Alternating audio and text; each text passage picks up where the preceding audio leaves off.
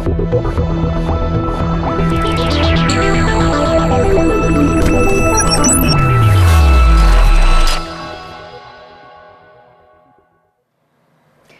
and welcome back to After Dark. I'm here with Tom, who's going to be here to talk to me about Dark Pictures. But first off, before we get into it, going to make you wait a little bit. If you have any questions about Dark Pictures, make sure to ask us them on Twitter. Just make sure to include the hashtag After Dark, and if we pick one of your questions to ask, you could be in with a chance of winning a brand new Honor phone, which I really want for myself, but I'm here talking to you. You could text I could really discreetly under the table, but no one would notice. So first off, I actually played the game at GamesCom, and I captured what I did. And you could choose between emotional or rational to start off with. So I went for rational first, so we're just going to hit in with my rational playthrough. So first off, this is called Man of Medan. Yep. Correct? Yep. Good, pronouncing it correctly. So give me a brief overview about what this specific section of Dark Pictures is all about. Okay, so this is the first game in the Dark Pictures series. All the games are standalone games. Man of Medan is the story of 4 American teenagers who go on the holiday of a lifetime, a diving holiday in the South Pacific.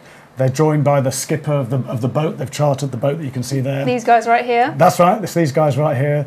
Joined by the skipper, and they're diving wrecks. They're got like World War II wrecks. They're really into that stuff. And things go horribly wrong because it's a horror game. Nothing ever goes straightforwardly. Wouldn't be a horror game if exactly. it did. And they end up on this massive, rusting World War II era freighter in the middle of the Pacific. Their radio is out. Good. Their engine is not working. Good. They are stuck and they have to go inside this scary ship, and inside the ship there is something terrifying. What could possibly go wrong? Everything. From that point, that's when things start going wrong. Yeah, no surprise there. So obviously, coming from the people behind Until Dawn, what can players expect if they played Until Dawn?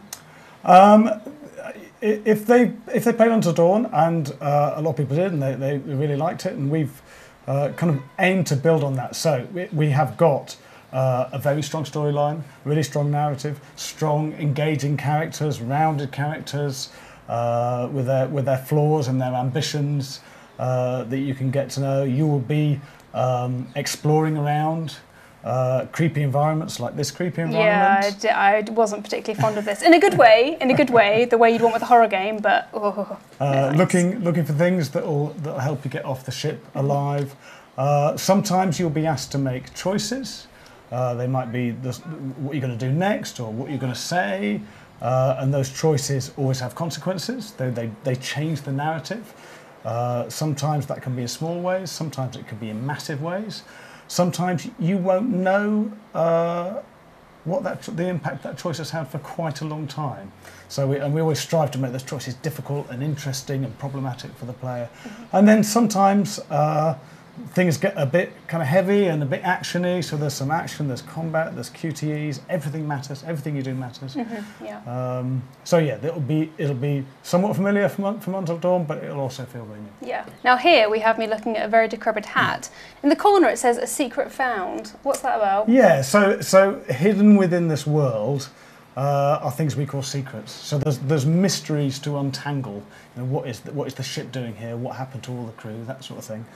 So as you go through, it's worth exploring, looking at things. You have to manipulate object. You can't just pick that hat up. You have to turn it round. Don't instantly know what the secret is. Exactly. Yeah. And you've earned a secret, so you'll be able to go through onto a page on the front end and look at that secret. On its own, it probably won't give you very much, but as you pick up more secrets, you can start to piece them together and you can understand what's going on, and that can help you survive. So it does work its way into the gameplay. Absolutely, secrets. yeah, absolutely. Yeah. So what kind of lessons have you learnt from Until Dawn then? Many lessons. One of the big ones for us was how much people were engaged by the characters. You know, we worked to make really strong, really interesting characters, but we were surprised at the response to that, about how much people got into it, how emotional they felt about it, how they tried to pair all the characters up with each other, even when it wasn't part of the story. I had a friend of mine, he accidentally got one of his favourite characters killed, and he pulled his PS4 out of the wall to try and make sure it didn't save over it. It is amazing the kind of response it got. Yeah, no, it really mattered to people. So one of the things we did was really kind of reflected that, so that we've got improved the system, that kind of the relationship system between the characters. We've put little rewards in for if you maximise that relationship, if you make them really like each other, then sometimes things will play out. You get special scenes. If you've made them hate each other, then you get different scenes, different scenes. Yeah, I bet if you're on a horror ship, you probably wouldn't think twice about pushing them into the arms of a big zombie or something. So we've really tried to make that kind of supersize that feature. Yeah. So Dark Pictures is an anthology series. Yep. Why did you pick anthology? One of the things we were doing after we finished Until Dawn, we tried to work out what to do next, and we sat down, and we're big horror buffs. We love horror in the studio. There's lots of guys, watch a lot of movies, and we were working within, horror has lots of subgenres, lots of kind of different ways of doing things, and we were just kind of riffing on how many subgenres there were, and we got to 39 different subgenres. Wow. And one of the great things about an anthology was that it allows us to explore those subgenres and to take one and to get to know it really well, understand the tropes of it, have some fun with it, make something really entertaining out of that, subvert it a little bit. And having an anthology allows us to do that over and over again. Now, in my introduction to the game, I was told that it was partly based off urban legends. Yep. Yeah. Why take that specific approach to it? That's a big thing behind everything we do. Actually, we look for something in the real world that already exists. It might be a myth, it might be a legend, it might just be a bit of lore. It doesn't have to be much. It can be a small thing, but it just gives us really interesting stuff to work with. The stuff is already there, and people can go and look for it on the internet, and they can, when we release the game, it'll be great to see how people explore that and learn from it. Yeah. Urban legends as well, everyone's heard them at least once. They've heard them one way and heard them another way. This one isn't quite an urban legend, but that's the thing. There's no absolute truth to all these things. There's lots of versions, there's lots of half-truths, and you don't quite know what you're playing with, so it gives us plenty of room to tell a really good story. Which leads me nicely on to my next question. Man of Medan, where did that come from? Well, people have started to find this on the internet, so I might as well come on, treat us. So there is a legend of a ship called the Orang Medan, and it was found empty, full of dead people, and no one quite knows. Kind of like the Mary Celeste, almost. Yes, a kind of a more modern version of that. Interesting. Okay, that's good, because there's so many theories about why the Mary Celeste is the way it is. I bet people are already theorising about Man of Medan. I hope so. Yeah, that means you've done your job, hasn't it, if they are already. Now, in my rational playthrough, I obviously was on my own at the beginning, which I was okay with. But how are you finding a way to work other characters into your different approaches you might have to playing it? Like, how do you make sure the characters stay interacting with each other and you make sure that you stay caring about other characters? That's all about the design of the narrative, really. When we're putting the narrative together, we're looking for the big narrative beats and things, but we're also looking about where all the different characters are going to be. It gets really complicated because there's huge amounts of branching in the game. So we kind of have to map out where everyone is and what they're doing in all the various scenarios. We want to keep changing up which character you're playing. So it's so you're playing Fliss here, but later you'll be playing Brad, the other character. Yeah, I gotta say, when he turned up very abruptly, I was like, what the hell are you doing here? You've just turned up. Do you aim to make players suspicious like that towards characters in the game? There's a lot of the relationships is distrust grows. They don't know what's going on, and they don't know who's on whose side and things like that. So yes, we play with that a lot. This section of the game you're playing now is kind of for the middle of the game, so that these characters have some history already. They've been through a little bit by this point anyway. Yeah. We saw in the introduction that Brad himself is kind of socially awkward. Fliss seems a bit harsher than everyone else. What kind of inspiration have you used for the characters in Man of Medan? We just try to get a range of really interesting characters. So you're right, Brad is kind of geeky. He's not comfortable. He's been brought along on this holiday by his brother. And his brother's trying to impress the other guys. So we're trying to get those interesting relationships, people's anxieties, do people feel comfortable with each other, are they friendly and stuff like that. We're trying to get a nice range of clearly defined characters. Yeah, so then you can play them off against each other. Exactly, yeah. So how do you keep dark pictures scary without resorting to the usual horror tropes? Well, we are not afraid of using the horror tropes, actually. Yeah, there was definitely a jump scare earlier in there, which made me jump out my skin when I first played it. Yeah, I think the thing to do is to make sure we don't overuse them. That's the thing, especially with jump scares. They're great. I mean, they're very effective. They do work. They can be overused. As you can see here, one of the things we do is we just create a very oppressive atmosphere. That's our environment art team and our lighting team are just making this look terrific, and you can't quite see everything. It's a horrible place to be.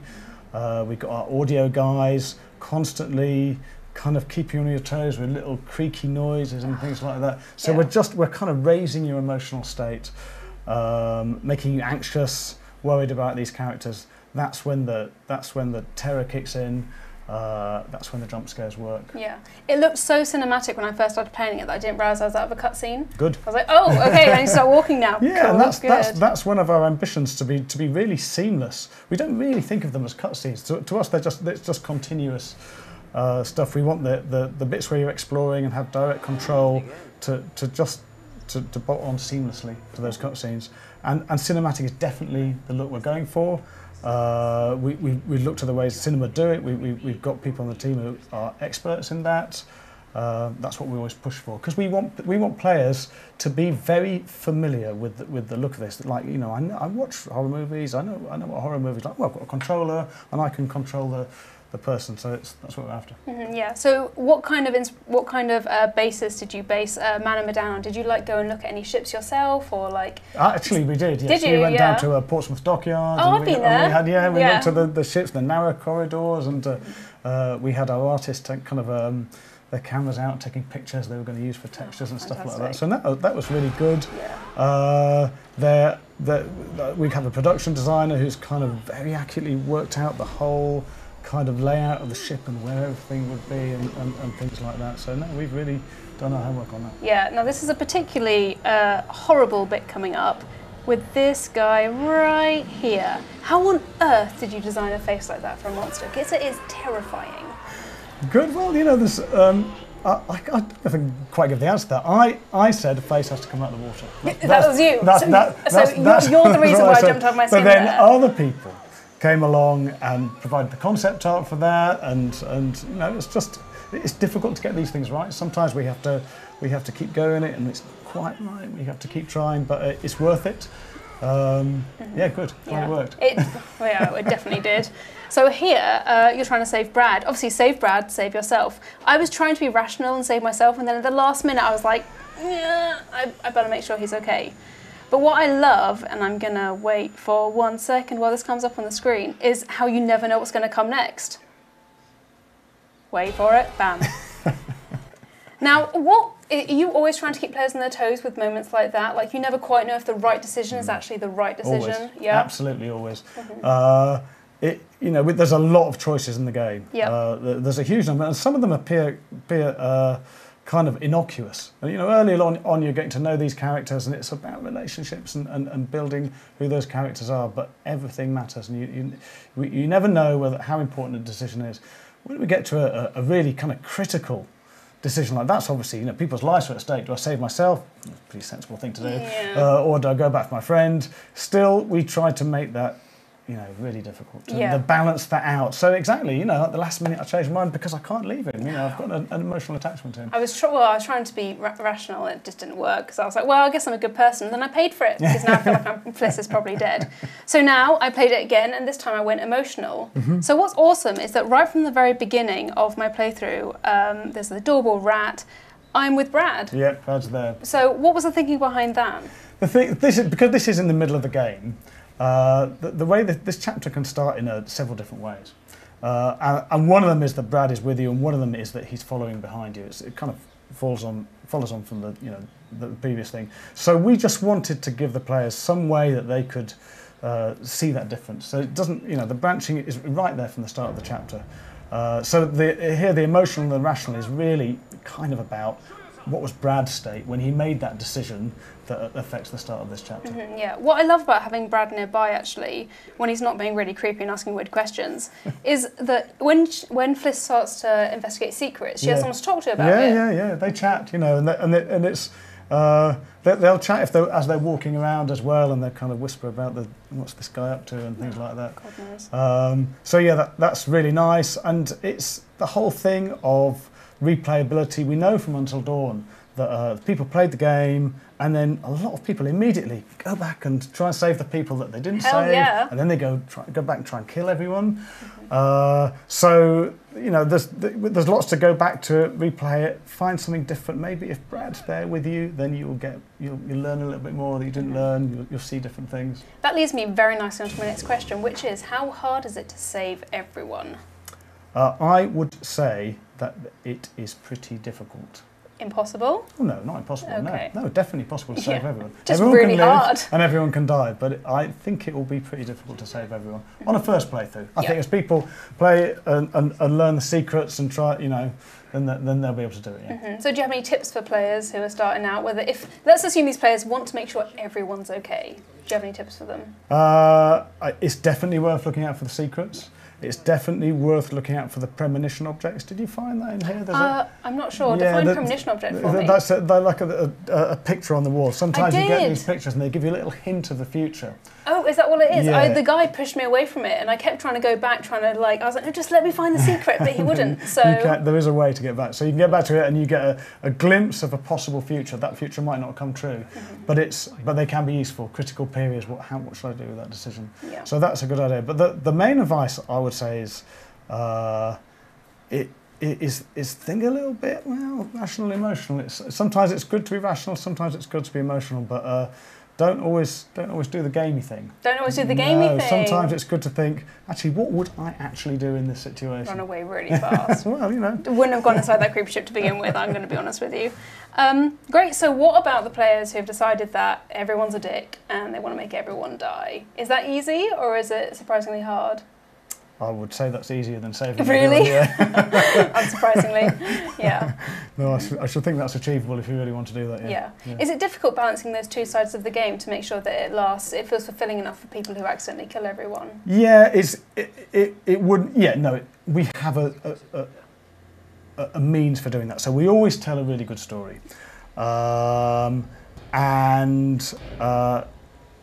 The way that story, there is a little bit of control about how that story is told. So when the branching comes in, we have to work out, if we've got a really good scene here, but maybe someone's dead, we have to work out how much that affects that scene. Does it affect it in a small way, or does it affect it in a really big way, or do we have to do a whole new scene?